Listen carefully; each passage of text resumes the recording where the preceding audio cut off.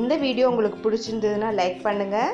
இதுவரைக்கும் அன்னை சமையல் சேனலை சப்ஸ்கிரைப் பண்ணலன்னா ரெட் கலர் சப்ஸ்கிரைப் பட்டனை கிளிக் பண்ணுங்கள். தேங்க்யூ. அன்பு நண்பர்களே, அனைவருக்கும் அன்னை சமையலின் அன்பான வணக்கங்கள்.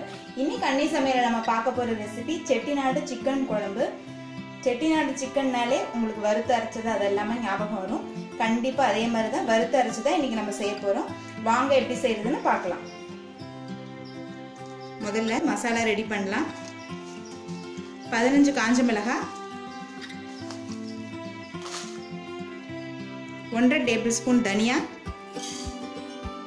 1 டீஸ்பூன் மிளகு, 1 டீஸ்பூன் ஜீரகம், 2 டீஸ்பூன் சோம்பு, ஒரு பட்டை, ஒரு கிராம்பு, ஒரு ஏலக்காய். இப்போ இது எல்லாத்தையும் நல்ல வாசனை வர வரைக்கும் வறுத்துக்கலாம்.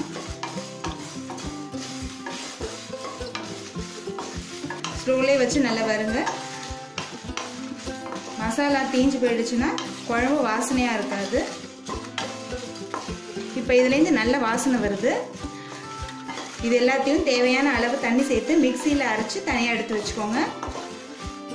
ஒரு கடாய் இல்லை சட்டியில் தேவையான அளவு நல்லெண்ணெய் ஊற்றி வச்சுக்கோங்க. முதல்ல ஒரு பட்டை, ஒரு கிராம்பு, ஒரு ஏலக்காய், அடுத்தது கொஞ்சமாக கருவேப்பிலை, அடுத்தது சின்ன வெங்காயம் 1 கப்,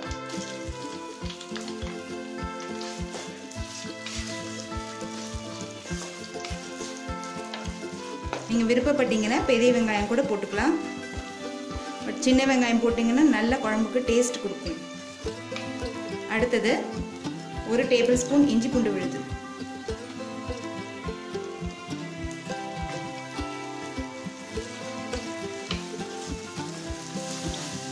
இஞ்சி பூண்டு நல்லா வதங்கிடுச்சு.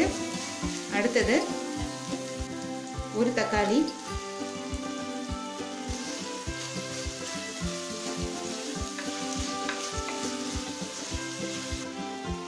அடுத்தது கொஞ்சமாக மஞ்சள்தூள், தேவையான அளவு உப்பு.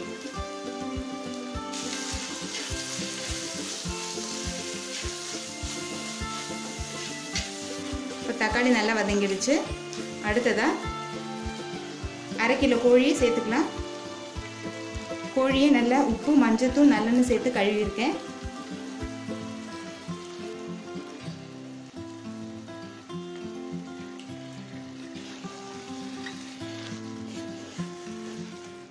கோழியை நல்லா 1 நிமிஷம் வரைக்கும் நல்லா வதக்கிக்கலாம்.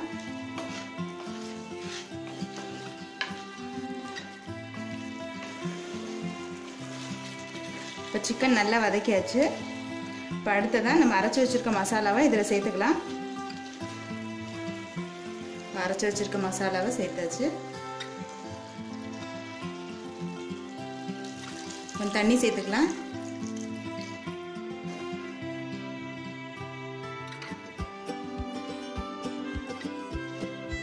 நான் சட்டியிலே தான் வேக வைக்க போகிறேன்.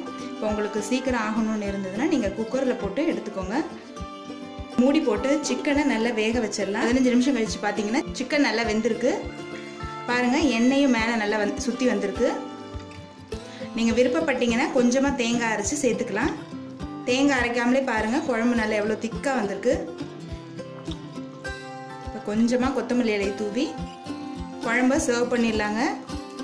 இப்போ சூப்பரான செட்டிநாடு சிக்கன் குழம்பு ரெடி ஆயிடுச்சுங்க. இது பூரி, சப்பாத்தி, சாதம் எல்லாத்துக்கும் ரொம்ப நல்லா மேட்சாக இருக்கும். இட்லி, தோசைக்கு ரொம்ப நல்லா இருக்கும். ரெசிபியை ட்ரை பண்ணி பாருங்க, கண்டிப்பா உங்களுக்கே பிடிக்கும். ரெசிபி பிடிச்சிருந்ததுன்னா வீடியோவை லைக் பண்ணுங்க, கமெண்ட் பண்ணுங்க, உங்க ஃப்ரெண்ட்ஸ் அண்ட் ஃபேமிலி கூட வீடியோவை ஷேர் பண்ணுங்க. இதுவரைக்கும் அன்னை சமையல் சேனலை சப்ஸ்கிரைப் பண்ணலன்னா சப்ஸ்கிரைப் பண்ணுங்க. தேங்க்யூ.